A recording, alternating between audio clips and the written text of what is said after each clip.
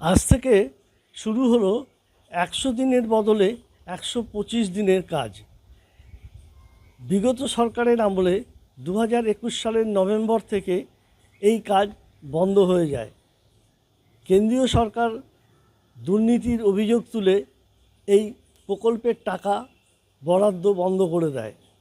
সেই থেকেই বন্ধ ছিল এই কাজ। আবার শুরু হলো আজ থেকে। কৃষ্ণগঞ্জ ব্লকের শিবনিবাস পঞ্চায়েতের এই 125 দিনের কাজ শুরু হলো পুকুর কাটা দিয়ে। পুকুর কাটলেন কৃষ্ণগঞ্জের বিজেপি বিধায়ক সুকান্ত বিশ্বাস এবং বিডিও নিজেও। খুশি উপভোক্তারা, প্রান্তিক উপভোক্তারা ভীষণ খুশি।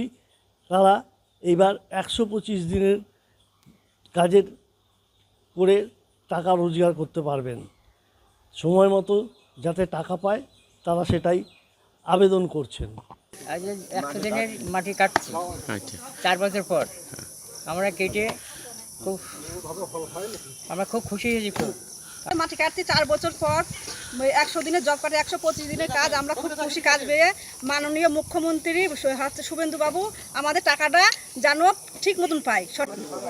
আজকে প্রায় 4 বছর পরে আবার প্রান্তিক স্তরের মানুষের যে রোজগার গ্যারান্টি, সেই রোজগার গ্যারান্টির কাজ শুরু হলো এবং আমরা খুব লাকি এই কারণেই, নদিয়া দক্ষিণ আমাদের যে দুটো পার্ট যদি ধরি নদিয়াকে, প্রশাসনিকভাবে হয়তো এক, কিন্তু সাংগঠনিকভাবে আমাদের নদিয়া দক্ষিণে প্রথম আমাদের কাজ আজকে শুরু হলো। এখানে কৃষ্ণগঞ্জ ব্লকের মাননীয় বিডিও সাহেব আছেন, তাদেরই মস্তিষ্ক প্রসূত অল্প সময়ের মধ্যে সমস্ত প্ল্যান রেডি করে আজকে আমরা এখানে কাজ শুরু করতে পেরেছি এবং আমাদের ইতিমধ্যে কাজ শুরু হয়েছে।